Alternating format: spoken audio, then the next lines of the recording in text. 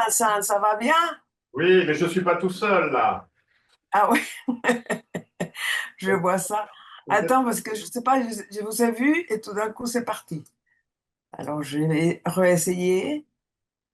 Mais peut-être le Zoom que j'ai, c'est pas le français, quoi. C'est un Zoom pas français, pas français. Voilà, alors, à chaque fois, la bêtise. Voilà. Oui, Oui, super. ah, ça va vous? Et est-ce que c'est possible de bouger votre caméra pour que vous soyez Où le ça? visage au milieu de l'écran Comme ça? Non, Comme ça? et plus bas, Ah, et de le pencher vers le bas, votre écran. Oui, parfait. C'est mieux là ou encore? Non. Non, Ah non, non, non, non. dans l'autre sens. c'est pour montrer mon étude, quoi. Alors, bon, et bonjour, ça va bien? Bonjour pour moi. Il faut que vous activiez votre micro. Vous entendez pas? Si, très bien. Ah, tout est parfait. OK. Oui. Peut-être on peut se Bon, présenter chacun, chacune. Vous commencez? attends, je vais baisser un petit peu le volume parce que, voilà, non. Ah, ah, voilà. Alors, 1, 2, 3, 4, 5, 6, 7, 8, 9. 9 étudiants, dis donc, hein, intéressés à écouter mes images. Peut-être on va se présenter chacun, chacune. Vous commencez, Anastasia? Du coup, moi, c'est Anastasia, je suis en deuxième année en art. Euh, Attendez, parce que j'ai pas Sophia. entendu. Ah, Il faut qu'on parle tous plus fort. ouais. Les enfants, en fait. Tu peux répéter ta question, s'il te plaît? Non, bah, j'avais pas de questions. Moi, c'est Anastasia et je suis en deuxième année en art. On se Solimana. présente chacun, chacune. Ok, ok, Solimana. Et toi, Moi, je suis Néga, les gars? troisième année d'art. Enchaînez là. Moi, c'est Valentine, en troisième année aussi. Moi, Parce c'est que Tristan aussi, en troisième année, pareil. moi, de toute façon, je crois pas que je vais rétendre les noms, D'accord. Ouais. les noms de tout le monde, hein. On va Mais en peut-être tout cas, passer. soyez les bienvenus, moi. Voilà. Je ne sais pas si vous me retiens moi ou moi à toi. À vous. Voilà. Et excusez mon français. Ça fait plus de 40 ans que je parle pas français. Et j'ai essayé avec Jamel Fares, avec Vincent, avec quelques amis, mais je parle pas beaucoup. Donc ça se perd, hein, la langue se perd.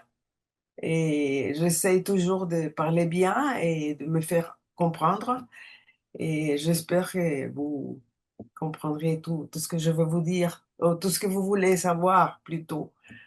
Euh, j'ai fait même un scénario, j'ai mis ici une affiche qu'on a fait pour l'exposition, que j'ai trouvé hier, Vincent, l'affiche. Je ne sais pas si tu le connaissais. Oui, Tu le oui, oui. connaissais? C'était une grande affiche. Oui, Jamel nous l'a montré. Ah, voilà. Moi, je l'ai toujours là. Et donc, bon, je ne sais pas si vous voulez que je me présente. Oui, s'il Je vous suis plaît. D'accord. Vous entendez bien? Oui, Oui. oui. D'accord. Bon, je suis architecte. Euh, En sortant de la faculté, de la fac, j'ai commencé à faire des cours, disons, de faire prof à l'Université centrale de Venezuela, à la fac d'architecture. Et j'ai fait un cours qui s'appelait Écologie humaine. C'était une sorte de nouvelle manière de voir la ville, parce que, bon, c'était une manière de voir les choses. Et 4 ans après, j'ai eu une bourse pour aller à Paris faire des études. Et pour faire, finalement, j'ai fait un diplôme troisième cycle à l'Université de Paris 12. Et ce diplôme-là avait deux côtés, un côté théorique et un côté pratique. Et puis j'allais là-bas avec une idée de écologie humaine qui voulait dire un peu comment la société se comporte dans une ville et faire l'apologie, la relation, le rapport entre l'écologie et la vie quotidienne. Et puis c'était un peu mon idée en tant que thèse les, pour les diplômes. Mais je ne sais pas si vous vous rendez compte, moi j'habite dans le tropique et puis la ville est complètement différente et puis l'urbanisme est différent. Et puis vivre à Paris, pour moi, ça a été une expérience incroyable parce que c'est une ville extraordinaire. Je me souviens, j'avais des copains qui étudiaient, qui faisaient des études avec moi et puis je leur disais, mais écoutez, cette ville est merveilleuse. Vous voyez, quand on marche, quand on voit le scénario de la ville, c'est quelque chose d'extraordinaire. Et je commençais à voir la ville comme un scénario. Et je me disais, les gens qui vivent dans la ville sont des spectateurs ou des acteurs. Et ça a commencé à travailler ma tête. Et j'avais dans ma tête une étude sur la ville qui avait à voir avec euh, les modes de production. C'était un point de vue un peu marxiste et comment les villes s'est formées à partir de la production, etc., etc. Et la politique, et bon, les pouvoirs et tout ça. Tout ça, c'était dans ma tête. Et puis finalement, vivre à Paris, ça m'a changé. Et ça, c'était un message que je voulais vous donner à vous tous en tant qu'étudiants. C'est qu'on on commence à faire, on pense qu'on va faire quelque chose dans la vie. Et puis, dans la mesure où on marche, ça change petit à petit. Donc, bon, finalement, tout a changé. Et puis, j'ai commencé à travailler justement la thèse de la théâtralité dans la ville. Théâtralité dans la ville. C'est-à-dire voir comment les gens étaient acteurs ou spectateurs. Je ne savais pas. Et puis, il fallait faire ça. Et puis, là, Alfredo, estoy haciendo la clase. Acá, por favor. Donc, eh, c'est mon mari. Et donc, j'ai changé tout. Et puis, dans le cadre des études aussi, dans le programme d'études, il y avait aussi un côté pratique. Il fallait faire un stage.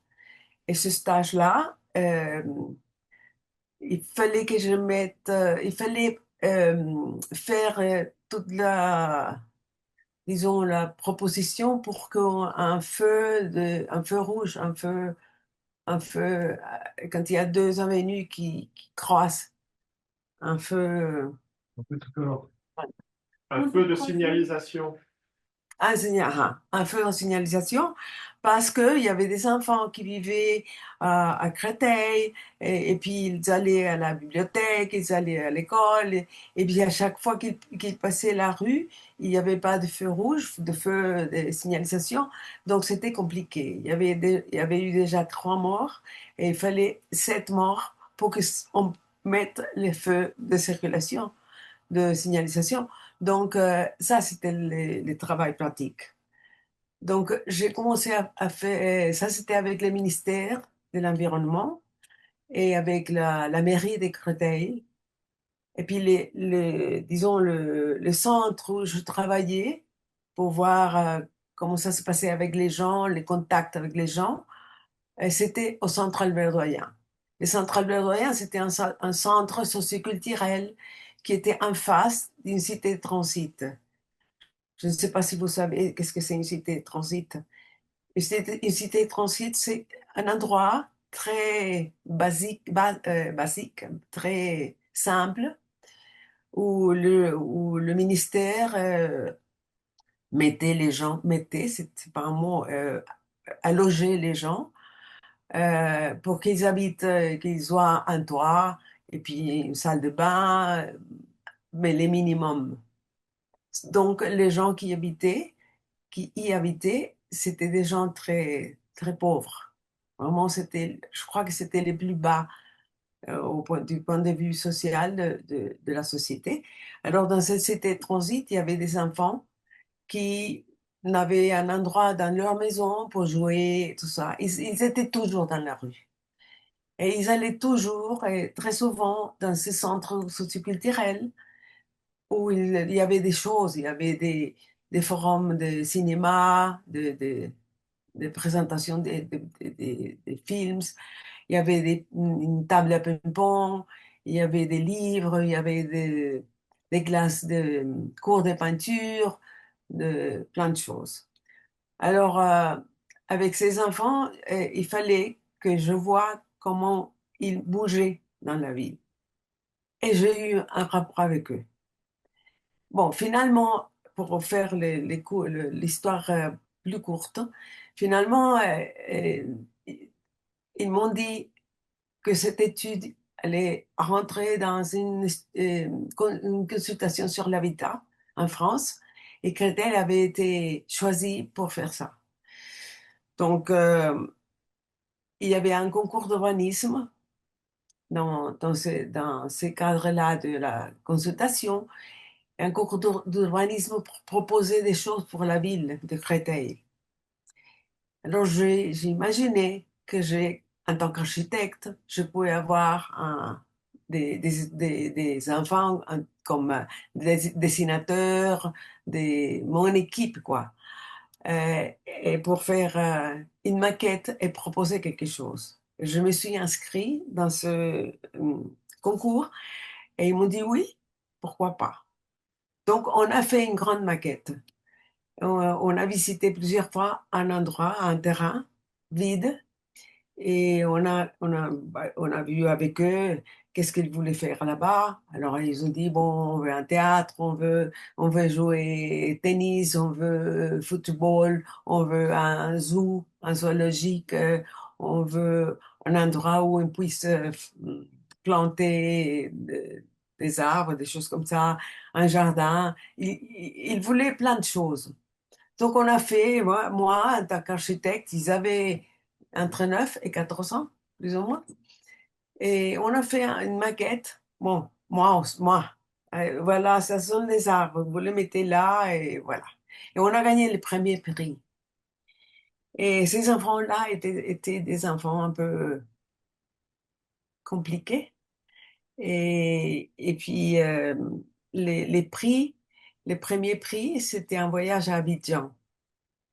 Alors, il fallait que j'aille avec plus ou moins 14 gamins à Abidjan, mais c'était des gamins compliqués. Comment vous dire, et ils n'avaient pas de bonne conduite, on dit ça. Ils étaient un peu méchants. Méchants. Et puis, bon, il a fallu que j'aille avec deux guides, un guide pour les garçons et un guide pour les filles. Et puis on a voyagé et j'ai connu beaucoup de choses avec eux. Ils m'ont raconté des choses, même s'ils étaient méchants et tout. Bon, on a voyagé et j'ai connu ces histoires et tout. Et bon, c'était surtout des gens du Maghreb, Algérie et Tunisie. Et puis voilà.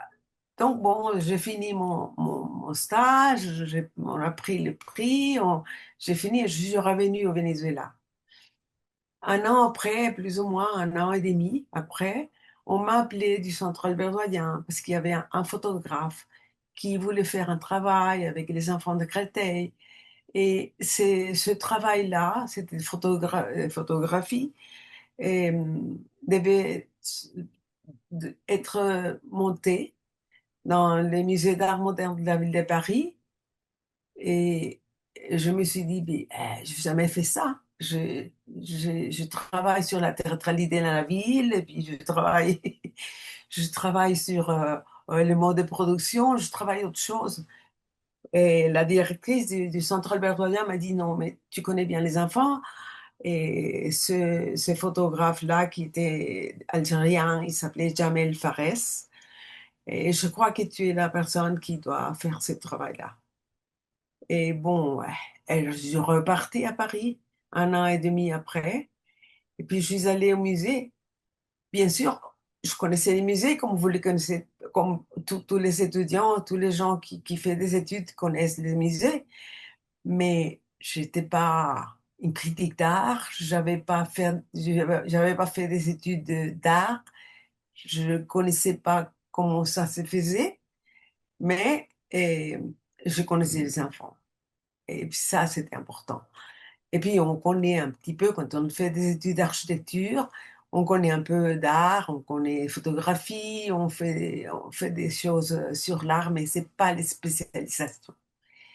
Donc, je suis repartie et puis ils m'ont dit, bon, mais voilà, on va visiter l'espace. Et quand j'ai vu l'espace, c'était un, oui, je ne sais pas si vous connaissez, c'était un pavillon du musée d'art moderne de la ville de Paris, à côté de Trocadéro. C'était un endroit de 7 mètres de hauteur et il y avait plus ou moins 8 mètres de largeur, je sais pas, 30. Je me suis dit, mais pour exposer des photos, comment je vais faire? Des petites photos des enfants avec des machines, des caméras. Oh, aide-moi. Machine à prendre des photos. C'était les anciens, c'était pas c'était pas ça. C'était, c'était plus que ça, c'était moins que ça, quoi. Et machine, oh, là, Appareil le mot, photo. ça ne fait pas. Appareil photo. Appareil de photo, voilà. C'était appareil de photo.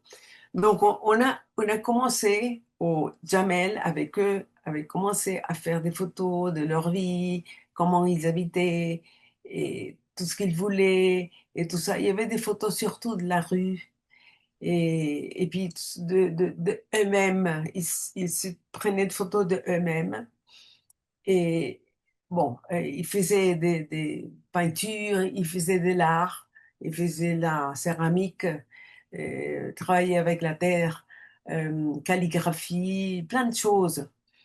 Mais on prenait toujours des photographies. Il y avait un photographe qui était un peu comme les reporters, qui s'appelait Jules Sarand, et Jamel était un peu le directeur. Et puis, il fallait que je mette ça dans cet espace énorme, avec des petites photos comme ça. Alors, c'était difficile. Donc, moi, j'ai fait un rapport entre ce que j'avais fait comme thèse, l'expérience dans la rue avec les enfants, et puis j'ai imaginé dans cet endroit, vous allez pas le croire, mais j'ai construit une rue. J'ai fait construire une rue dans le musée. C'était une rue, bien sûr, c'était pas une rue de 12 mètres, non. C'était une rue petite, 4 mètres. C'était un peu une rue pour piétons, pour des piétons plutôt.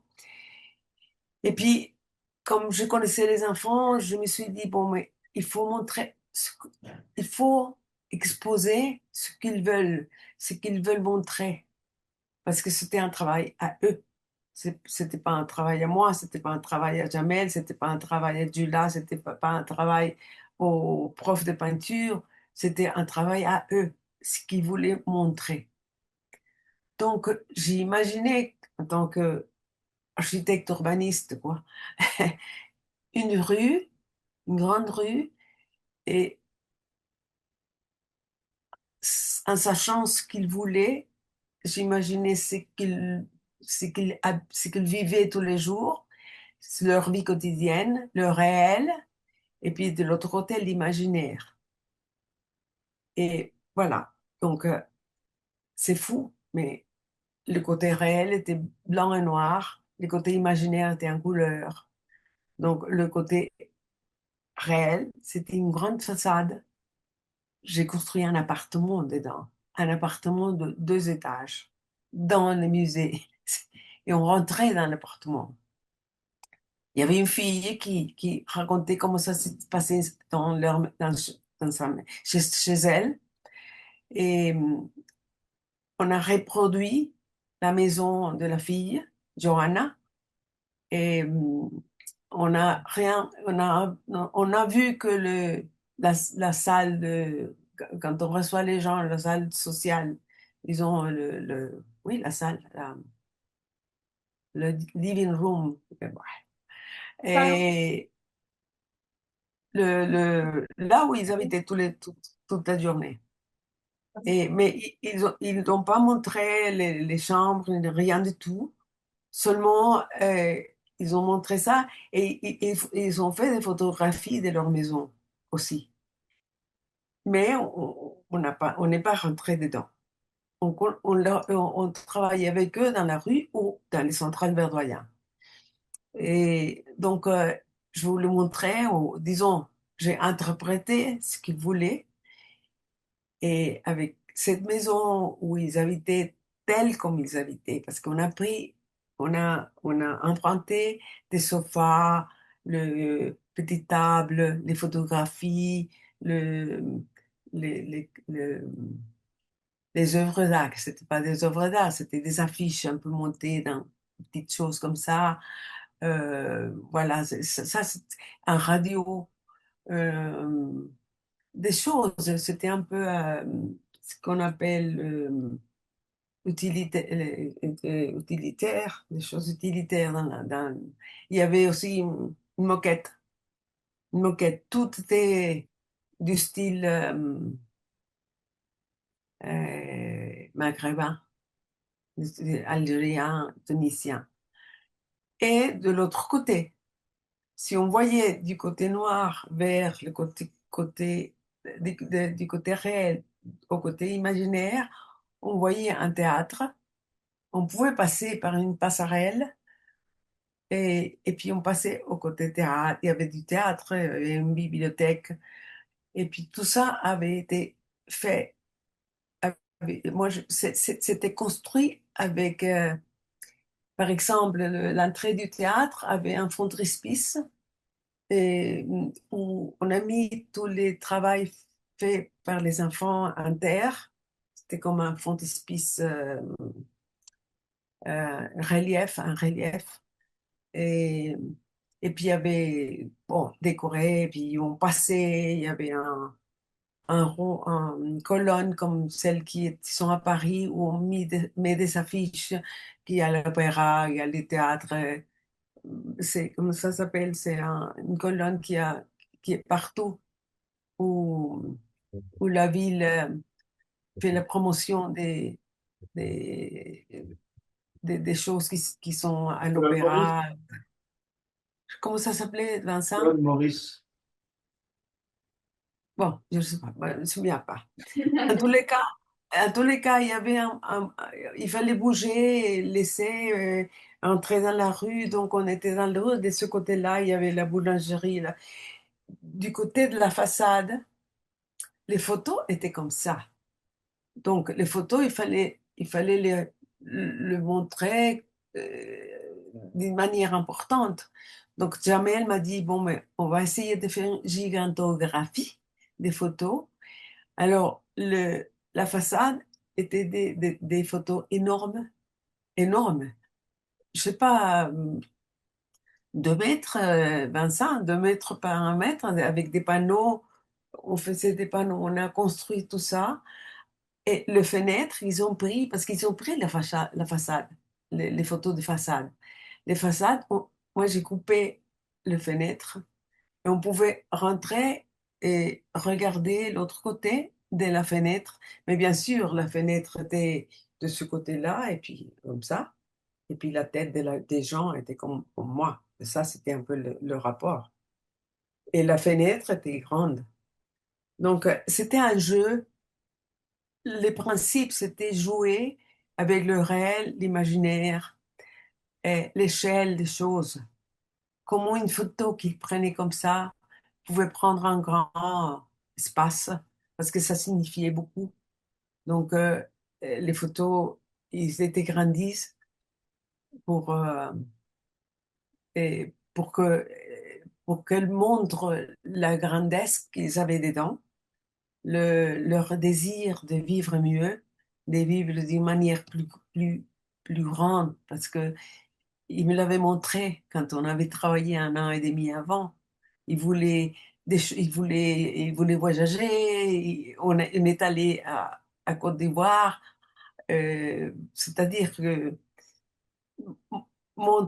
leur montrer qu'ils pouvaient rêver ce qu'ils voulaient faire, ce qu'ils voulaient être. Donc, euh, bon, je ne sais pas si attendre les questions, mais la première fois que j'ai parlé avec Vincent, il m'a demandé quels étaient les concepts curatoriels, disons. Maintenant, je sais ce que c'est. Mais à cette époque-là, cette histoire des curateurs, je ne comprenais pas. Je vais être sincère avec vous. Mais après ce travail-là, ma vie a tourné du côté de l'art. Et c'est pour ça que je voulais laisser ce message-là. On commence un travail, on commence la vie, quoi. Et la vie, on fait des pas qui nous vont montrant les chemins. Et finalement, en ce moment, j'ai monté, je sais pas, 140, 150 expositions. Et maintenant, je sais ce que c'est un curateur, je sais que c'est ça. Aujourd'hui, je peux dire que ça, c'était une grande installation. Et à l'époque, je ne savais pas qu'est-ce que c'était une installation, mais disons que ça, peut-être quelque chose de intuition.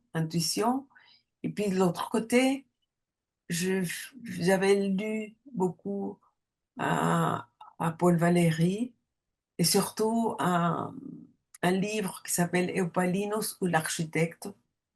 Puis ça m'intéressait parce que je suis architecte.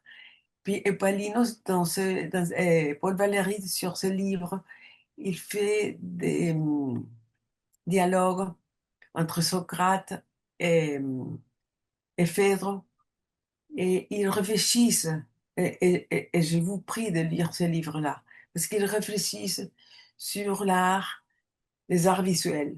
Les arts visuels, toutes les disciplines de l'art visuel, sculpture, peinture, tout ça, et puis la musique, et puis l'architecture. Pour moi, l'architecture, c'était l'art majeur, malgré vous, hein. Pour moi, l'architecture, c'est vraiment l'art majeur. Donc, ils étaient en train dans ce dialogue-là, et je l'ai vu il n'y a pas longtemps, quand Vincent m'a retrouvé sur le catalogue. Le catalogue, c'était un journal. C'était pas un catalogue qui cataloguait où il y avait les photographies qu'ils ont fait. Si, il y a des photos, des dessins, des choses, mais c'était surtout un journal. Parce que c'était une exposition qui n'avait pas de hauteur, si vous voulez. Et je ne sais pas, je ne vous ai pas dit que j'ai rencontré Jamel Fares au Centre Albert Doyen. Et puis Jamel est une personne qui est très créative. Et puis il a beaucoup d'idées, il a beaucoup de connexions avec les gens, avec les enfants. Et surtout, lui, en tant qu'Algérien, il était particulièrement touché par les désirs, les rêves des enfants. Donc, il a, il a armé une sorte de pièce de théâtre ou de partager un peu l'expérience de quelqu'un qui est arrivé au quartier et puis il a fait une sorte de dialogue entre les gens, entre les jeunes, entre une fille qui déménage et puis qu'il faut qu'elle commence à avoir des amis, donc elle va dans la rue et puis connaît quelqu'un et puis tout ça. Et finalement, elle arrive même à dessiner le, la maison, elle dessine un peu, elle fait un plan. Je crois que c'est mieux que les miens. Les miens étaient horribles. Bon, mais voilà, elle fait son plan.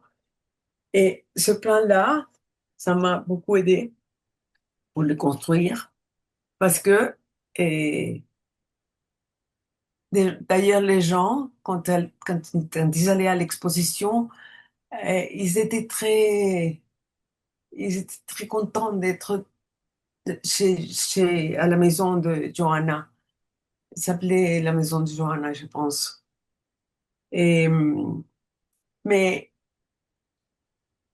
j'avais laissé une idée avant sur l'histoire de Paul Valéry, parce que Valéry, euh, il dit dans ce morceau que j'ai mis sur le catalogue ou le journal, il dit que quand on écoute la musique, c'est pas la musique, ça reste pas dans lui. C'est pas le plaisir d'entendre la musique, mais ça vous mène au à l'univers où vous voulez.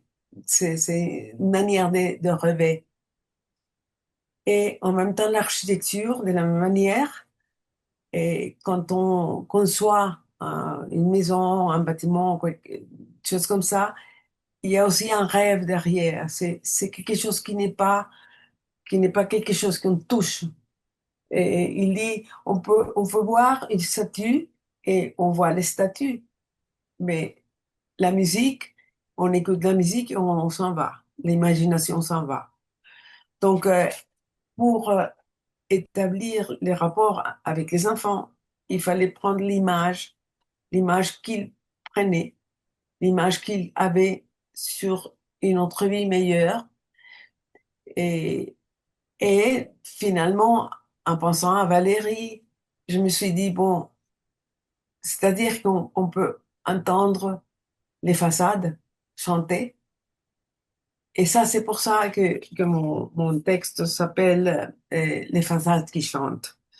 Mais en revenant sur les journaux, c'est intéressant parce que ce journal-ci, il n'y a pas de... Il y a Johanna qui raconte son histoire. Il y a des enfants qui jouent, qui peignent. Il y a des photographies des enfants. Il y a mon plan. Voilà, ça, c'était mon plan. C'était un plan, c'était fou. Parce que j'avais pas de table à dessiner, j'avais pas, il y avait pas AutoCAD à l'époque. Il y avait pas de choses comme ça. Ça, c'était fait à la main avec une plume,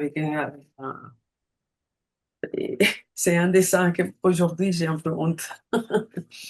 Et c'était un peu le nouvelle, ce qui s'est passé avec les enfants, les photographies qu'eux-mêmes ils prenaient et avec des choses qui leur intéressaient, les gymnases, la musique, etc. Et ça, c'était des photos faites par eux. Si, il y avait quelques photos, pas beaucoup, mais il y en avait eux-mêmes qui prenaient les photos. Donc, je peux pas dire que c'est ça, c'est un catalogue en tant que catalogue d'art, de ce que vous êtes en tant qu'artiste, j'imagine. Et ce catalogue-là n'a pas de crédit. Il n'y a pas de crédit qui dit, voilà, qui est le décorateur, qui est le muséographe, qui est le photographe. Non, non. C'était une sorte de journal parce que c'était l'histoire sur un journal. Bon, il n'y avait pas de protagoniste de rien. Il y avait les enfants que, qui montraient, bon, qui montraient dans une certaine manière, j'ai interprété ce qu'il voulait. Et puis, j'ai mis la rue parce il habitait dans la rue. Et puis, de manière de vivre, la manière dans la maison, la manière en dehors de la maison, ce qu'il voulait en dehors de la maison. Et, et une autre chose qui était très importante, c'était de s'identifier avec ses enfants et avec les gens qui avaient joué dans les projets. Donc, à l'entrée du théâtre, à l'entrée du musée, c'était grand. À part ces pavillons énormes que je vous ai racontés, il y avait des petites salles. Donc, là, dans la première salle, il y avait très euh, euh, ligne, on ne sait pas ligne, très colonne. Colonne, c'est comme ça. Et comme ça, c'est des colonnes. Et ça, c'est de. ah, et, bon, Étagère? Étagère? Non? non, non, non. Euh, fil. Il y avait trois niveaux de photographie du même format, de la même taille. Il y avait des photographies des gens qui avaient travaillé des têtes des gens. Puis tout d'un coup, il y avait un miroir. Parce que c'était un peu de se voir soi-même dans la vie de ces enfants-là. C'était un peu une manière de faire un rapport avec eux. Donc, il y avait trois niveaux parce qu'il y avait des gens grands, hauts, moyens et les enfants. Donc, il y avait trois niveaux des personnes qui étaient photographiées, la directrice du Centre Albert Doyen, les gamins les plus petits, l'autre qui était très méchant, de tout le monde. Et puis, tout d'un coup, un miroir. Donc, on se voyait dans les mêmes échelles des autres. Donc, c'est comme si les gens qui rentraient à l'exposition faisaient partie de l'exposition. C'était un peu ça l'idée. Hmm. Moi, je voudrais vous écouter un petit peu. Il y a des questions. Je ne sais pas si... Est-ce que on s'est réunis l'autre jour et puis il y avait quelques questions et une des questions c'était est-ce qu'il y a un moment où les enfants ont participé à l'exposition à l'accrochage? Est-ce qu'il y À a eu des l'accrochage, non. prises Non. avec les enfants? Non. Ils n'ont pas participé parce que c'était dangereux. Parce que c'était une grande construction. Il y avait des colonnes,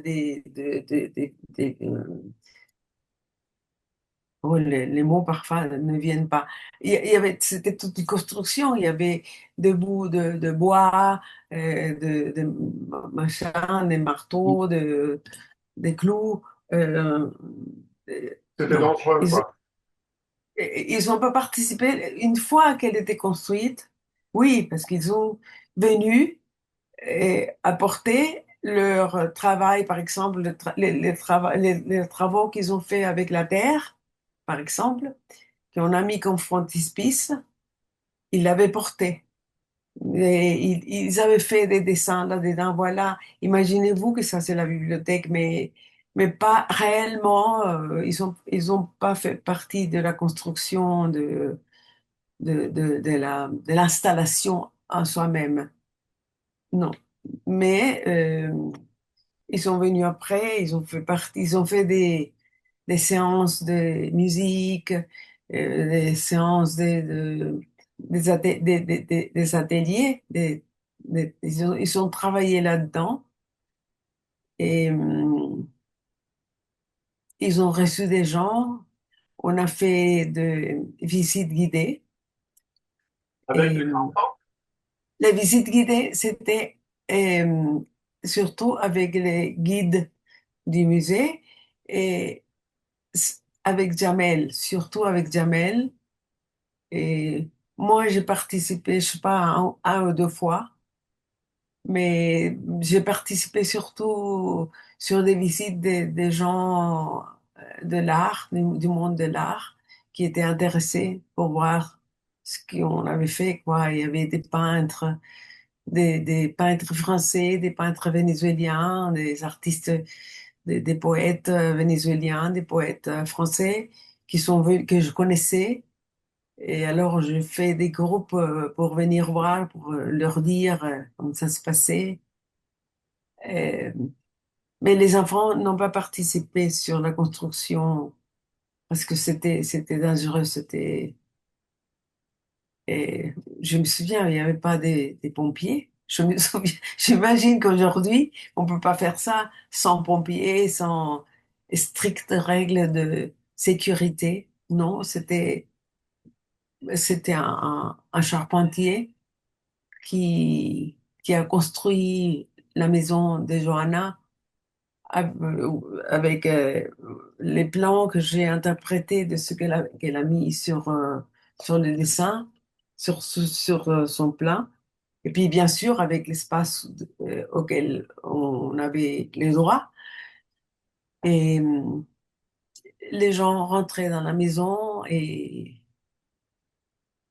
je me souviens même pas si Johanna était dans la. Écoutez, prendre cette exposition 43 ans après, ça a été un peu comme remonter le temps. Et peut-être vous n'avez pas 43 ans, bien sûr que non. Et peut-être 25, peut-être 25. Mais 43 ans, c'est une vie, quoi. Donc, reprendre tout,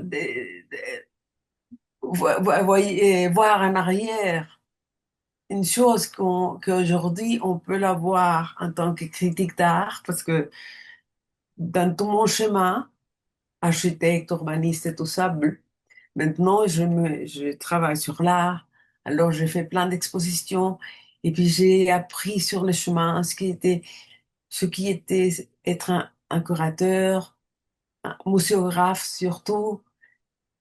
La muséographie pour moi, muséographie et vous entendez muséographie, c'est un bon mot. C'est la, ça existe, non, en français? Muséographie? Non. Si, oui. Oui. Ah, ok. Non, parce que je regarde la lumière verte pour que vous me voyez. Si je vous regarde comme ça, je suis pas en train de voir le. Non. Et muséographie et curateur, le travail du muséographe et curateur pour moi, c'est comme ça. Moi, je peux pas faire une curaturie sur un artiste sans penser comment je le montrais. Parce que je pense que les deux choses sont mariées, pour dire quoi que ce soit. Et, et pour moi, mon expérience en tant que curatrice, si ça peut se dire comme ça, et c'est de étudier ce qui fait l'artiste ou les groupes d'artistes qui font collectif, une exposition collective. Et il faut que je fasse le rapport d'abord avec eux, avec leur travail. Si ça fait pas les rapports, je le fais pas. Et une fois fait le rapport avec l'artiste, alors là, le muséographe interprète, il fait parler une œuvre avec l'autre, fait un sort de guion de l'exposition. Et puis ça m'a fonctionné très bien, ça m'a fait vivre de ça pendant 40 ans, quoi. Mais mon rêve, quand j'avais votre âge, bon, c'était d'être un urbaniste, faire des villes et construire des bâtiments, des maisons. J'ai fait des projets, mais c'est pas la vie que j'avais rêvé. C'est pas la même chose que la vie que je mène maintenant. Et c'est intéressant parce que le rapport avec les artistes, moi, j'ai jamais fait des études d'art, ni de muséographie, ni de rien du tout. Tout ça, ça a été un peu l'université de la vie, pour dire quelque chose qui est très, c'est un dicton. Mais ça a été comme ça, j'ai appris sur le chemin. Et puis, je trouve très difficile pour un curateur travailler avec un artiste qui ne fait pas toucher les cœurs.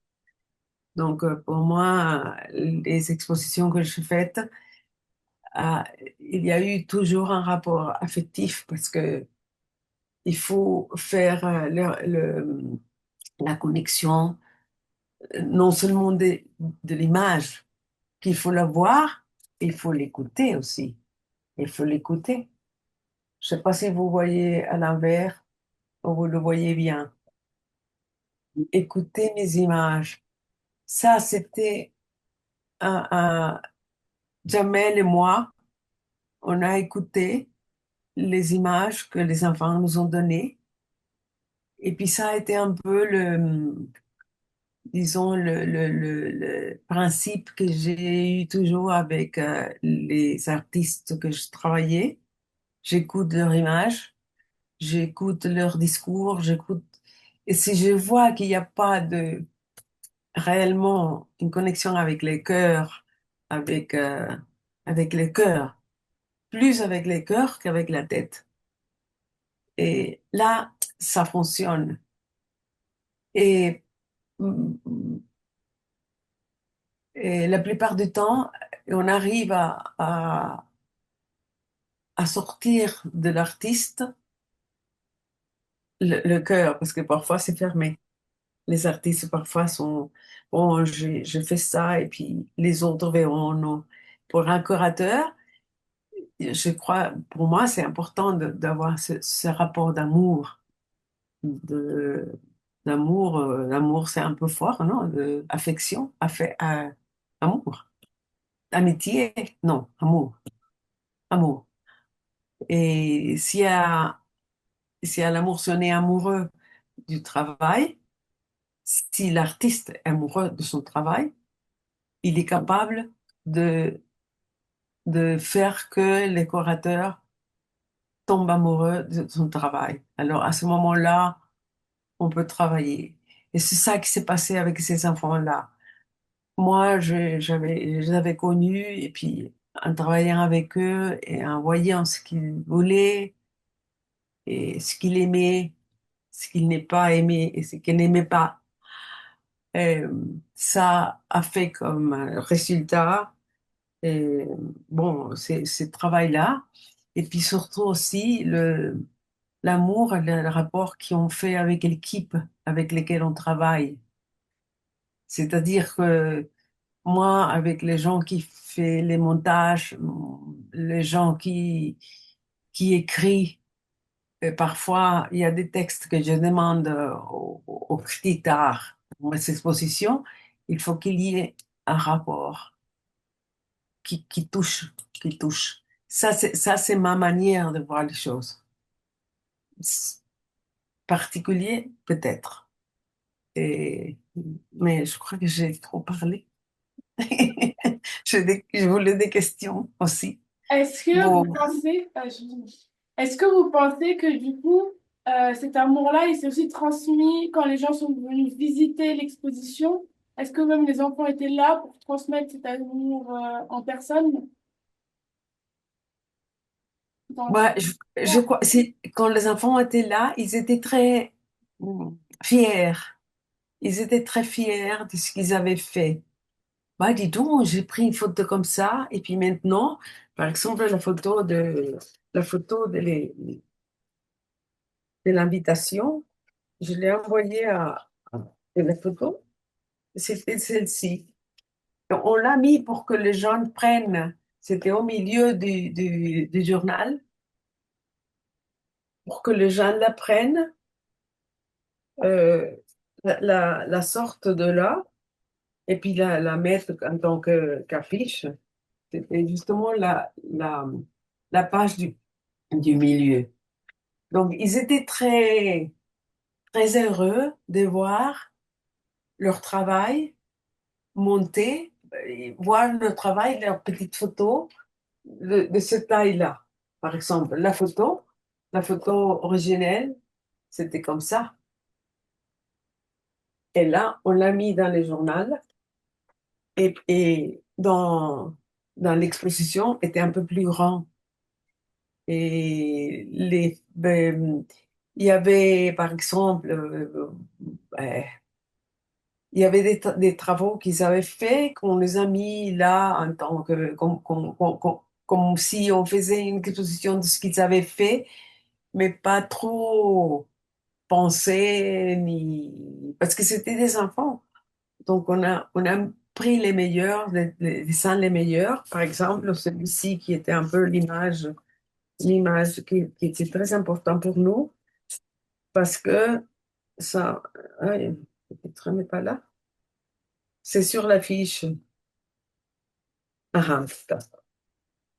Ces dessins-là, pour nous, pour Jamel et moi, c'était parce qu'il fallait quand même faire une sélection de travaux au travail. Et cette image-là, c'était incroyable parce qu'il y avait beaucoup d'yeux, beaucoup d'œils, beaucoup. Quatre œils, comme quatre, deux, quatre. Alors ça, c'était qu'ils étaient en train de, on l'a interprété comme s'ils voulaient voir au-delà. C'est une exposition qui va au-delà. Ça, c'est un peu le une clé de l'exposition, c'est que on voit tout ça et puis on allait au-delà de ce qu'on voyait. C'est-à-dire, c'est une expérience viventielle, de vie, une expérience de vie. Alors, bien sûr, quand ils étaient là, ils voyaient leur balcon, qu'ils avaient pris la photo et le balcon était énorme. Énorme et plus grand que ce qui est originellement. C'est-à-dire, si la fenêtre, c'est comme ça, originelle, sur la photo en gigantographie, était les doubles. Donc, ils voyaient leur maison plus grand. Et puis ça, c'était intéressant pour eux aussi, parce que c'était un agrandissement de leur vie. Moi, je vous ai dit ça au début. Et ils étaient impressionnés. C'est pour ça que c'était un peu une surprise pour eux d'arriver dans le musée et puis voir, disons, organiser, pour ne dire monter, mais monter, le travail qu'ils avaient fait. Voir quelque chose qu'ils avaient rêvé, mise en scène sur un espace énorme. C'était énorme, réellement énorme. Et si, ça, c'était un peu l'impression qu'ils avaient. Moi, je n'ai pas pris ton nom, mais peu importe. Et ils étaient contents. Ils étaient contents de se voir, parfois de se rencontrer dans les photos, se trouver sur les photos, parce qu'il y avait une sorte de dossier avec des photos dedans. Il y avait un appareil qui projetait des photos où ils y étaient. Donc, ils voyaient, ah, voilà, ouais, c'était un peu des gamins, quoi. C'était un peu fou. Et une expérience de vie qui a changé ma vie. Ma vie a fait un tournement complètement 180 degrés, disons. Oui, 180 degrés. Poser aussi une question. Euh, la rue que vous avez construite, est-ce que vous vous rappelez combien de temps ça vous a pris pour, euh, pour que cette idée-là, elle apparaisse? Est-ce que c'était une intuition instantanée ou est-ce que vous aviez fait d'autres hypothèses qui ont peut-être pas marché ou est-ce qu'il y avait de la, est-ce que c'était votre décision personnelle ou est-ce que vous avez construit ça avec Jamel? Et du coup, vu que vous parliez de rapport avec Jamel, est-ce que est-ce que du coup vous sentiez la connexion avec lui aussi? C'était simple de travailler avec lui? On a travaillé très dur ensemble et c'était un, Jamel, il est un photographe. Et bien sûr qu'il, comme il dit, il cherche les moments, il cherche les images, il cherche avec son appareil de photo et il essaye de voir au-delà aussi. Parce que derrière la photo, je me souviens, quand j'ai rencontré Jamel, c'était au centre Albert Doyen, il avait déjà commencé à travailler avec les enfants et parce qu'ils m'ont appelé le mois de mars. Et, et bon, bah, il fallait préparer le voyage, quoi, et trouver un endroit où je vais vivre, tout ça. Donc, je l'ai rencontré en avril 1982. 82. Et il avait déjà commencé, il connaissait déjà il avait commencé à travailler avec eux, avec les photographies et tout ça. Et bon, on a eu une première conversation. Et il a parlé de la photographie et il m'a dit, pour moi, il est photographe, pour moi, la photographie doit raconter une histoire, raconter une histoire. Si la photographie ne raconte rien, ça ne sert à rien. Alors je me suis dit, bon, ben, dis donc, alors il faut chercher sur la photographie quelle histoire il y a derrière. Et puis là, on a commencé à parler et c'était on avait une très bonne relation dans la mesure où on comprenait, moi je comprenais parfaitement ce qu'il voulait faire avec les enfants, mais il ne savait pas comment les mettre en scène. Et d'ailleurs, je veux raconter une parenthèse, à cette époque-là, il y avait une peintre vénézuélienne qui n'avait pas un endroit où elle pouvait vivre. Donc, je lui ai dit, écoute, moi, j'ai une chambre chez moi. Si tu veux venir, tu peux dormir chez moi et puis tu peux vivre, oui, avec moi. Et elle est peintre, elle est très connue. Et puis, on lui avait donné le premier décor pour l'opéra de Caracas qui allait ouvrir en 1983 et avec un opéra qui s'appelait, un opéra que vous devez connaître, c'est Madame Butterfly. Alors elle m'a dit, écoute, on m'a appelé pour faire cette scénographie, ce décor. Moi, je veux ça, mais je ne sais pas mettre ça en 3 dimensions. Mais toi, tu es architecte, donc tu peux. Alors après, écoute mes images, mon premier travail, c'était un décor de Madame Butterfly au théâtre Teresa Carreño, c'est le théâtre de l'opéra de Caracas. Alors, avec Jamel, c'était un peu pareil. C'est-à-dire il voulait aller au-delà, il voulait donner une autre dimension, mais il ne savait pas comment. C'est pour ça que Christiane, qui était la directrice du Centre Albert Doyen, a pensé à moi parce que elle savait pas que elle savait que j'étais architecte, que je pouvais donner une troisième dimension. Et une troisième dimension, non seulement en tant qu'architecture, mais en tant que ville. Parce que j'étais en train de faire un doctorat, un diplôme tertiaire cycle de urbanisme. Donc, j'avais une vision de la ville. C'est-à-dire, c'était cela que j'étais en train de faire, de faire des études. Donc, mais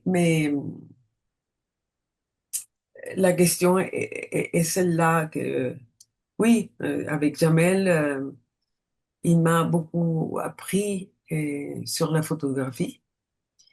Et puis, si je lui disais, écoute, ça c'est le réel, et puis si on faisait quelque chose d'imaginaire, en contraposition, pour faire réfléchir les gens aussi, parce que c'était aussi pour le public. Et pour pour le public, non pour République, République, pour le public. Et on était très souvent d'accord. Et beaucoup de fois, très souvent, on avait les mêmes idées qui surgeaient, qui sortaient comme ça, et c'était presque magique. Je me suis dit, mais écoute, moi j'étais en train de penser à ça. Ce truc, devait être vert. Alors on me disait, oui, oui, j'étais en train de penser que c'était vert.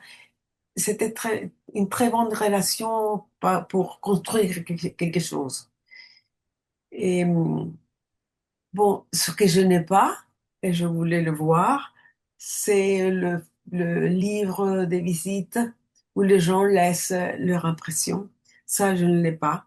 Je ne sais pas s'ils l'ont fait dans le musée, parce qu'une fois qu'il était construit, je suis allée bah, quelques fois, mais pas, j'étais pas là tous les jours. Mais peut-être il y a un livre des visites. Dans ça, peut-être tu l'as vu ou tu as parlé avec quelqu'un On va le qui présenter dans l'exposition et on vous enverra le scan. ah, bah ça serait bien parce que il y a des choses que, bon, et après, je suis repartie. Je n'avais plus rien à faire. Il fallait justement monter l'expo et puis c'est tout, c'était des contrats. Moi, je suis restée un petit peu plus. Mais bon, mais il fallait revenir, quoi. Il fallait revenir à la réalité, à ma réalité. Et, et moi, je voudrais savoir ce que le public disait parce que moi, j'ai, j'ai quelques impressions de gens que je connaissais qui, qui, qui me disaient, mais tu es folle. C'est ça qui me disait, tu es folle. Qu'est-ce que tu as fait ici? Il a dit, bon, une rue. Mais pourquoi? Mais c'est parce que les enfants habitent dans la rue. C'est leur vie que je veux qu'ils montrent, que les gens perçoivent, que les gens perçoivent que c'était une équipe, que c'était, qu'il n'y avait pas une personne. C'est vrai que jamais il a eu l'idée, mais il fallait prendre en compte les enfants en tant qu'artistes, parce que c'était leur travail. Il fallait prendre en compte les gens qui étaient des rapporteurs, comme Julia Sarand, et Jamel aussi, il a des photographies. euh, D'ailleurs, j'ai une photographie de Jamel très, très, je vais vous montrer, qui est classique, qui est un peu emblématique. Ça, c'est Jamel. Moi, je l'ai dans mon ici. Et il était en train d'aider un enfant. Vous voyez, l'enfant était un peu spécial. Il avait un problème de, je sais pas comment ça se dit, mentalement, il était un peu.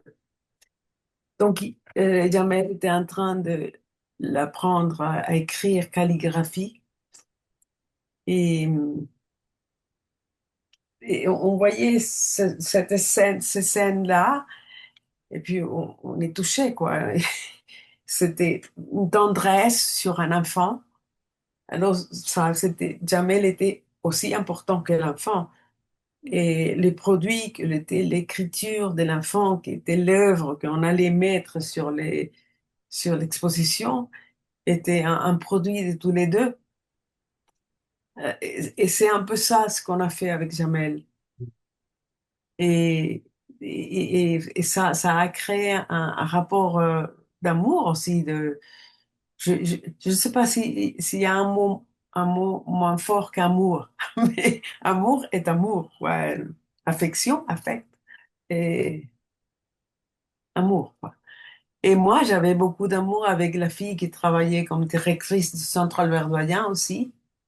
Elle était mon amie, quoi. Finalement, elle est restée mon amie. Et bon, et puis c'était comme ça. Le rapport, le bon rapport avec les gens, c'est pour moi ce qui fait que le projet fonctionne. Par exemple, je vais vous raconter quelque chose. J'ai travaillé 25 ans sur... moi, je menais une galerie une sorte de banque sur américain. Et Et puis, parfois, il fallait que je monte il fallait que je monte des expositions de la collection de l'ambassade de l'Argentine, par exemple. Alors, quand je voyais les tableaux, les œuvres, ils étaient horribles. Parfois, c'était pas, ils étaient pas, disons, ils n'avaient pas le droit d'être montrés parce que c'était pas bonne. Mais le, la magie, la magie de donner une certaine grâce aux œuvres. Et si on travaille avec l'œuvre, on apprend à l'aimer, à le voyer. À un moment donné, on arrive à attacher, à faire l'attachement. Et cette exposition, je me souviens, avait des œuvres de toutes sortes, de tous formats, de, et il fallait construire une histoire. Il fallait construire un guion. Guion, je ne sais pas si guion existe en français. C'est un guion, ça existe, Vincent? Non. Un lien. Ah oui, d'accord. Un lien, ok. Oui. Guion, c'est un peu oui, l'histoire. Et, et puis finalement, cette exposition de l'Argentine a été réellement belle. Le produit de travailler avec ces œuvres-là que je rejetais au début, de travailler avec elles et de voir et de revoir, et celle-ci par rapport à celle autre qui n'avait rien à voir. C'était des points de vue différents, c'était des styles différents, c'était des différentes disciplines. Mais si on travaille si on tombe amoureux de ce qu'on fait, on arrive à faire des choses belles. Et bon, mais c'est très cool. C'est mon expérience, quoi. C'est comme ça que j'ai travaillé toujours. Et puis, j'ai fait des expositions de grands artistes et aussi des artistes pas très importants, des collectifs, des gens qui sont très différents niveaux. Mais, mais écoute, mes images, pour moi, c'était une sorte d'installation collective et ça existe. Quand il y a aussi, je travaillais avec des artistes de la rue et beaucoup, plupart du temps, la plupart du temps, ces artistes se font d'accord, même en ayant un point de vue différent sur les murs qu'ils vont faire. Et ils arrivent à faire des travaux collectifs. Et c'est ça que je trouve que c'est Vincent. Oh, ok. Quelques questions.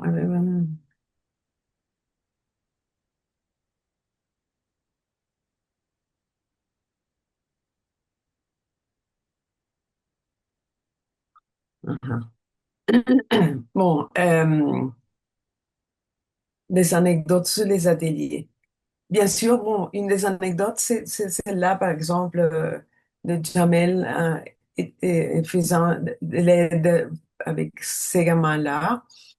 Et puis, parfois, il, euh, il fait ses dessins d'eux-mêmes, mais surtout en jouant. Alors, elle mettait des yeux comme ça et des choses comme ça. Et, prenant des photos aussi, c'était très intéressant parce que il cherchait le moment où les enfants étaient en train de faire des grimaces.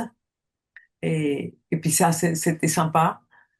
Euh, Moi, parfois, je confonds mon rapport quand je travaille avec Jamel avec mon rapport avec eux en travaillant avec Jamel et mon rapport avec eux avant, quand on a fait la maquette. C'était une autre histoire. Mais ça, c'était bien sûr que j'ai des souvenirs les gamines qui se maquillaient pour se faire photographier, des choses comme ça. Les photos non, n'étaient pas toutes sur l'exposition. On a fait une sélection. C'était quand même, il fallait quand même respecter, c'était un musée, quoi. Et ça, c'était une grande responsabilité parce que on pouvait pas montrer dans un musée n'importe quoi. Il fallait prendre les meilleures des choses, les choses qu'on pensait qui parlaient le plus. Et les enfants aimaient beaucoup Jamel parce que Jamel, il est très chaleureux et il est très tendre avec les enfants et il écoute d'une manière particulière. Une personne que j'aime beaucoup. Il est très chouette. Il est très chouette et puis et plusieurs fois avec les Français. Moi, j'ai vécu en France 5 ans. Et avec les Français, bien sûr, moi j'ai des copines et des copains que j'aime beaucoup, mais il y avait toujours du point de vue culture, des manières de vivre les choses, d'exprimer les choses, et il y a toujours une différence. Et avec Jamel, on dirait que l'Algérie et le Venezuela, puis je sais pas, ben, je sais pas pourquoi, mais moi j'avais une bonne relation avec lui. Et avec les Français, parfois, ils étaient un peu, disons, moi, ça va avec vous, hein, parce que moi, oui, parce que quand j'étais à l'université, parfois, vous avez une formation et je peux pas dire que c'est une formation meilleure. C'est pas meilleur au pire. Non, c'est pas ça. C'est que vous avez un programme d'études dès que vous êtes tout petit, différent à celui qu'on a ici, hein, au Venezuela. Bien sûr qu'on on lit les mêmes livres, mais la formation en France, il est très,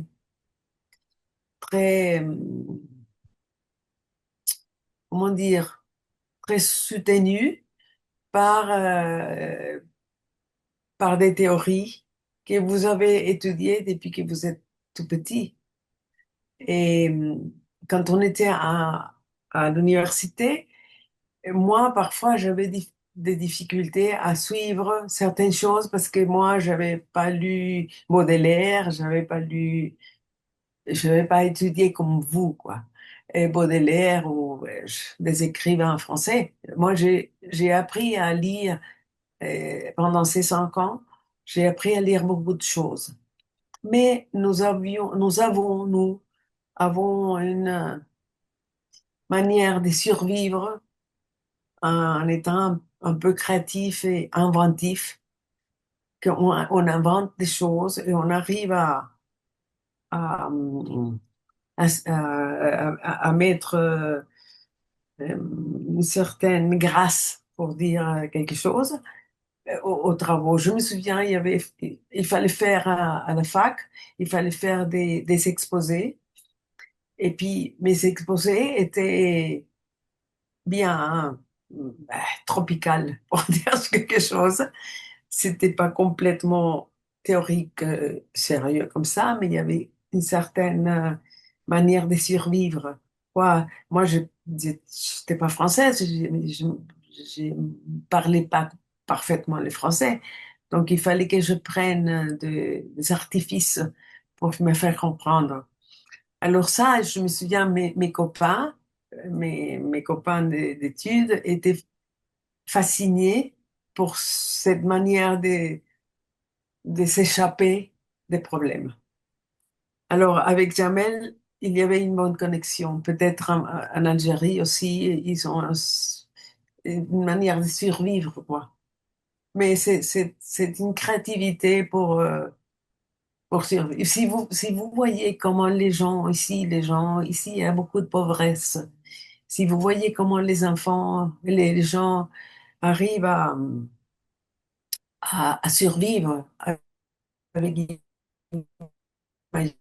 Bon, c'est ça, une chose pour l'autre. Alors demain, oui, il faut mieux. Ils font, vous rappelez-vous comment l'exposition a été accueillie par d'autres départements du musée? Bon, le rapport avec les gens du musée était... Attends, parce que j'ai pas... Il y a aussi une question passerelle. Euh, bon, les relations des enfants, je vous ai dit, ils étaient contents. La question passerelle. Je ne sais pas comment ils ont permis de faire les passerelles, parce que les passerelles étaient 3 mètres en haut. Et puis, il y avait qu'un tube qui faisait des supports pour passer. Mais il y avait beaucoup de gens qui se mettaient au milieu, des jeunes, des enfants, qui se mettaient au milieu pour faire la perspective et prendre la photo au milieu de la passerelle et tchouk, la photo. Il y avait le réel et l'imaginaire et voilà la photo. C'était sympa parce que depuis la passerelle, on voyait les deux mondes, le monde réel et le monde imaginaire. Parce que si on les voyait des faces, on voyait l'imaginaire et ainsi, comme ça, on voyait le réel. Mais depuis la passerelle, on pouvait voir les deux, les deux parties. Et, donc ici, oui, il faisait les liens un peu parce que ça faisait une différence. Donc, voilà. Vous rappelez-vous comment l'exposition avait été accueillie par les autres départements du musée? Et leur rapport avec les gens du musée, bien sûr, et pour moi, c'était, oh, j'ai besoin je sais pas, j'ai besoin de peinture, j'ai besoin de ceci, de cela. Ça, c'était mon rapport avec eux. Mais le rapport sérieux, pour dire quelque chose, c'était Jamel qui faisait ce rapport-là. Mais je sais qu'ils visitaient parfois parce que eux, ils vivaient, les gens du musée vivaient dans le musée, travaillaient dans le musée. Donc, ils recevaient les gens de toutes sortes, que ce soit les gens diplomatiques, les gens des écoles secondaires ou les gens d'université. Et là, je n'étais pas là, quoi. Donc, mon rapport avec eux, c'était surtout pendant les constructions de l'expo. Et il venait voir comment ça allait. Et puis, j'ai besoin de ceci, j'ai besoin de cela. Et puis, non, mais ça peut pas possible. Il y a une seule chose qu'ils ont pas pu le faire, et je comprends. C'était un grand miroir qui faisait de la rue l'infini. C'était avec le miroir, la rue que j'avais fait tout le long de la salle. Si je mettais un miroir au fond, ça continuait. Mais c'était trop cher. Alors ils m'ont dit, non, on va mettre un papier qui est brillant et puis on va le mettre, une sorte de papier tapis, un truc comme ça. Et ils l'ont fait, mais ça n'a pas fait l'effet que je voulais voir. Mais c'était trop cher. Bon, mais avec eux, bon, l'autre jour, j'ai eu une conversation avec une des filles des musées qui me disait qu'elle aimait beaucoup passer par la maison de Johanna et rester là-dedans parce qu'il y avait une chaleur, une notion, une sensation de, des maisons, de feu, de feu de maison, orage, orage. Ouais, je me souviens pas du mot. Une sensation de maison, père, mère, enfant, la famille, et puis l'histoire et les choses quotidiennes. Alors, elle aimait beaucoup être là-dedans. Et il y avait d'autres personnes qui restaient dans la bibliothèque, regardant les dessins, regardant les photos. Et, et j'ai des photographies avec des gens qui regardaient dans la maison de Johanna. Il y avait un second étage et on avait des dossiers, des carpettes, des machins comme ça, avec des photos. On les passait, on les voyait, on les mettait. Et les gens aimaient beaucoup ça. Attends, notification. Ok, Vincent. Vous avez dit que les enfants étaient méchants.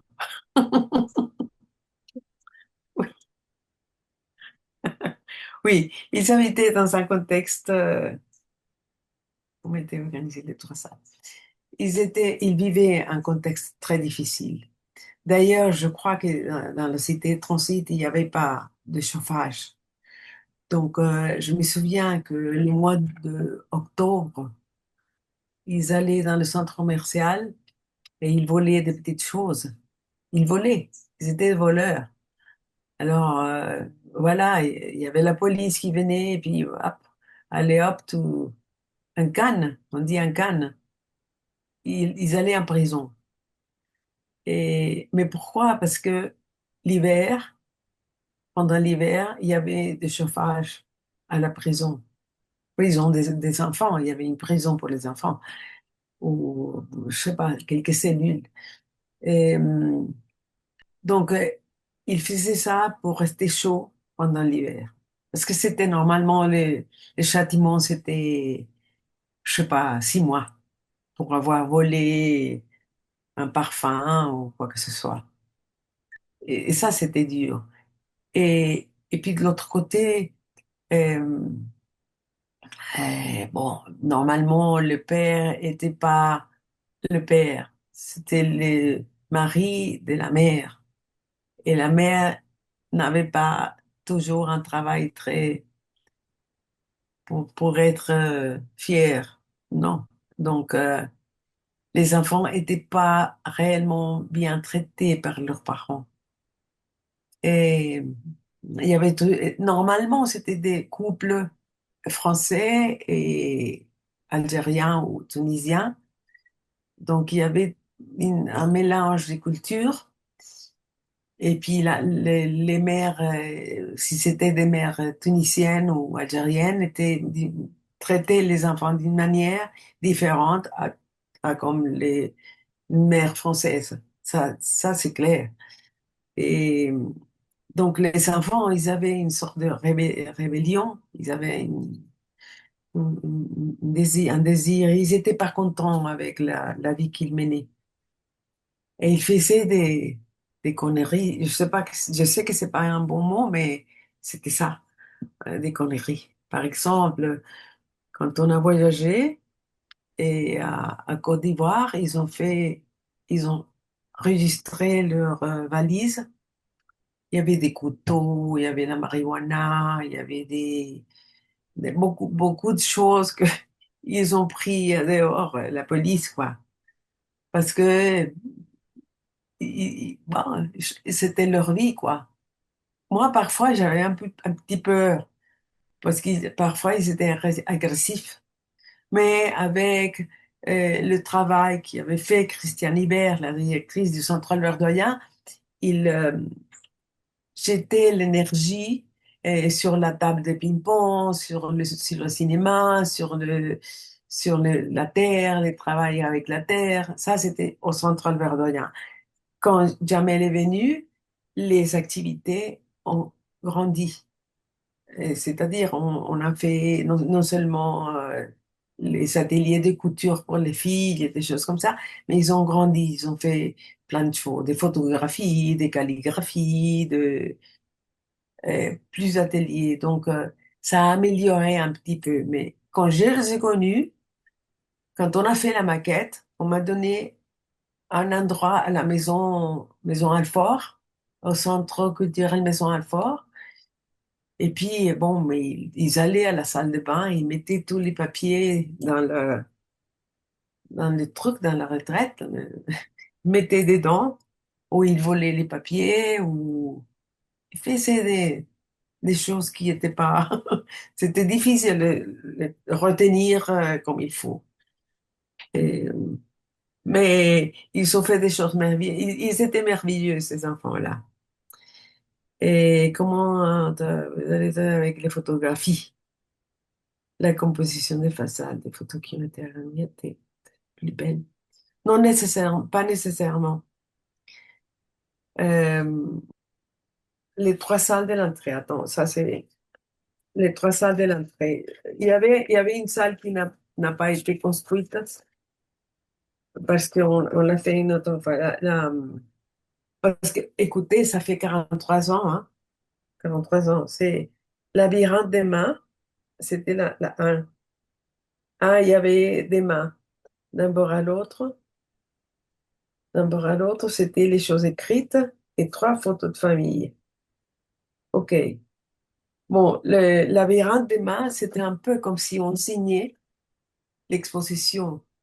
C'était les mains, on mettait les mains, quelque chose comme ça. Moi, j'ai des photos d'endroits où on mettait les mains partout. C'était un peu comme les doigts, comme identité. Identité, c'était les mains de tout le monde. Ça, c'était l'autre. C'est ce que j'avais raconté au début et sur les photos de chacun. C'était un peu la photo de famille.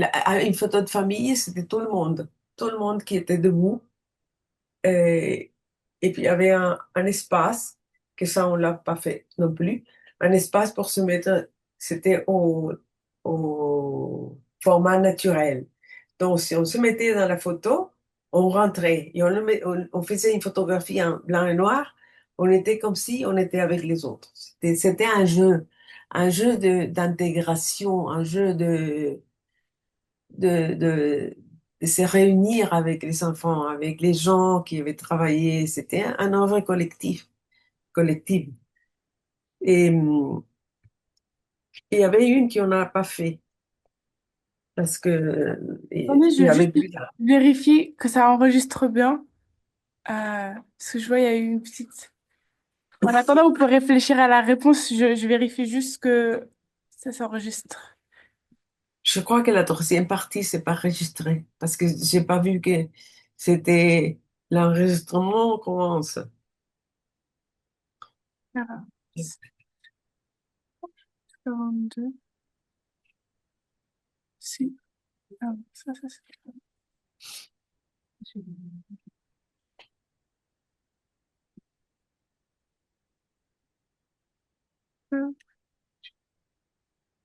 Ça a été long, hein? Moi, je vois des gens qui s'en vont. Non, non, non, ils boivent juste de l'eau. Hmm. Normalement, tout s'enregistre. Je vais juste libérer un peu de place. Ce serait bête de pas voir la fin. Voilà. Mhm. Ouais, ouais, ouais.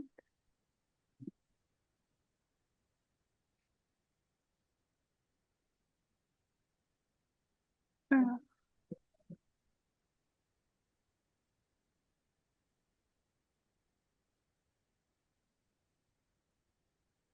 Et voilà, normalement, Oui, c'est... oui, oui, c'est enregistrant. Allez. Oui, oui, oui, oui. Ouais.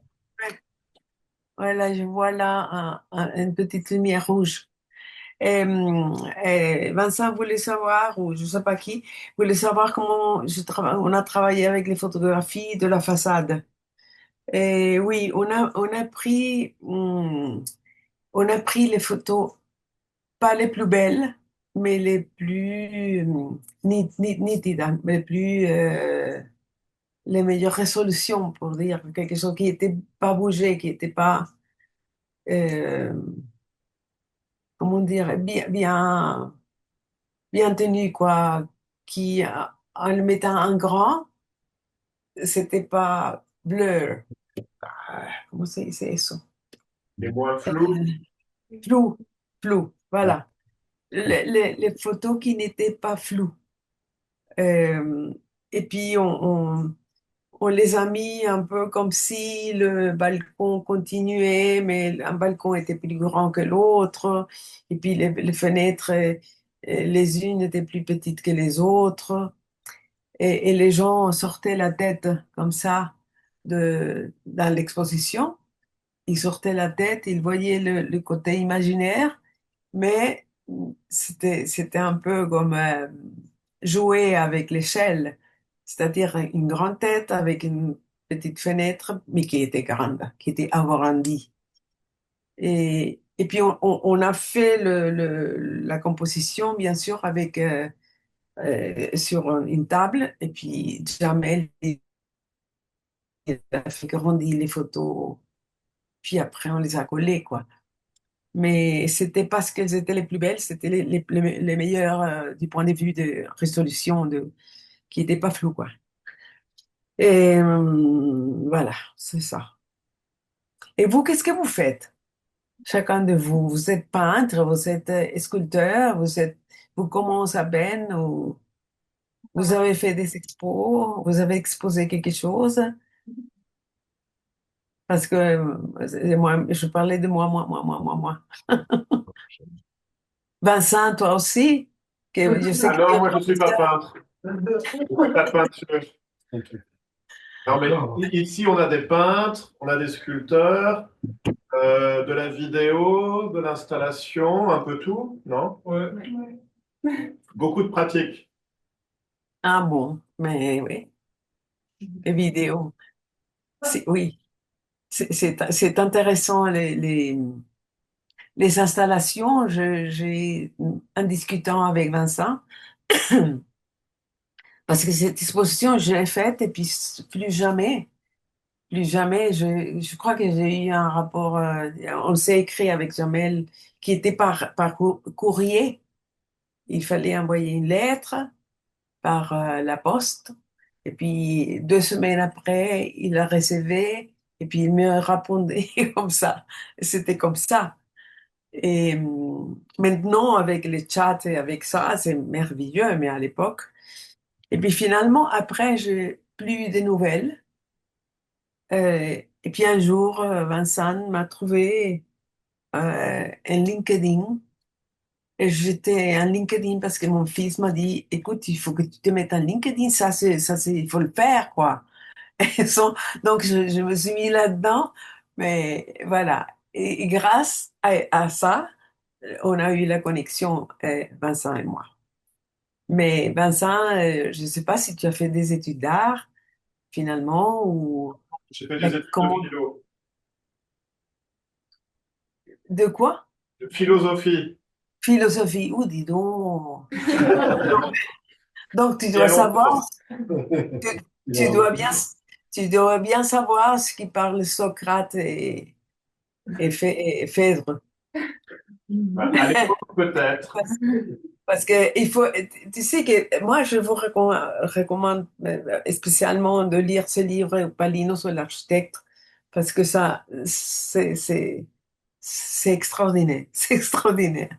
Moi, à part les livres sur l'urbanisme, et voilà. Et par rapport aux installations, moi, après, 30 ans après, on a fait des installations avec les artistes. Et les installations, c'est difficile parce que c'est l'artiste lui-même qui la conçoit. Et les curateurs, le muséographe, il doit l'aider. Et là, il faut faire la connexion. Je ne sais pas comment, euh, quelle, euh, quelle relation vous avez eue avec vos curateurs, si vous en avez eu, ou avec leur muséographe, ou si vous avez beaucoup exposé. Si c'est difficile à exposer en France en ce moment. Euh, et moi, je fais partie, pas parce que j'ai étudié philosophie comme Vincent, ni parce que j'ai étudié de l'art, ni parce que rien du tout, mais j'ai fait partie de l'Association internationale des critiques d'art parce que j'avais fait beaucoup d'expositions, j'avais monté beaucoup d'expositions. Et c'était ma décoraturerie très particulière, si on peut le dire. Mais quand mon dossier est allé à Paris, parce que le siège de l'Association internationale des critiques d'art, AICA, est à Paris, et moi j'avais mis ma première exposition, c'était Écoute mes images au musée d'art moderne de la ville de Paris. Et personne ne savait pas de cette exposition. Donc j'avais un peu honte parce que c'était comme si c'était un mensonge. Mais voilà, voilà, Et si c'est pas parce que Vincent, il est très curieux, peut-être ça reste dans l'oubli, non? On va rattraper ça. Alors, vous avez enregistré tout. Normalement, j'espère. Je vais vérifier tout ça, mais si vous avez un petit mot de conclusion avant qu'on vérifie. Moi, j'aurais voulu faire ça là-bas, pas par l'ordinateur, quoi. Pour vous toucher, quoi, pour vous toucher, pour embrasser, pour rigoler, pour boire un café, je sais pas, mais ça, c'est très bien, ça, c'est très bien, mais c'est dur parce que on veut, ouais, on veut toucher. Heureusement, on s'est vu avec Vincent. 5 minutes, mais ça m'a fait du bien, ça, tu sais, parce que j'ai vu ta tête comme elle est, pas comme je la vois là. Oui, il y en a un qui est derrière. Ah, voilà, c'est une fille. Elle est cachée. Tu es cachée là. Ah non, c'est un garçon avec les cheveux longs. Tu vois, avec les cheveux longs. Non? Ouais. Les moustaches. Des moustaches. Oui, c'est comme ça que j'ai vu. Tu vois, il faut se voir, il faut se voir, il faut se toucher. Les gens en Europe ne se touchent pas. Ici, on touche beaucoup. Et puis, c'est pour transmettre, je sais pas, énergie, et affection, connexion. Et voilà. Merci beaucoup. Merci. Merci Ah, et beaucoup, moi, Mariana. ça vous a plu? J'ai honte. Ah oui, Super. Beaucoup. Honte. on vous enverra les photos. On va Quand j'ai, vous envoyer un montage. on se voyait? Pardon? On va vous envoyer un montage. Ah, bon, mais invitez-moi. Ah oui? Invitez-moi, je viens. Je vous promets que je viens. Il fait froid à Paris, non? Et on peut vous laisser là. Et je vois Vincent avec quelque chose comme ça, et chaleur. Et j'ai lu qu'il fait froid à Paris. Il neige en ce moment, non? Oh, waouh. Non, merci de m'écouter, hein, parce que Bah, merci à vous. Merci beaucoup, Mariella. À bientôt. à bientôt. Merci à vous.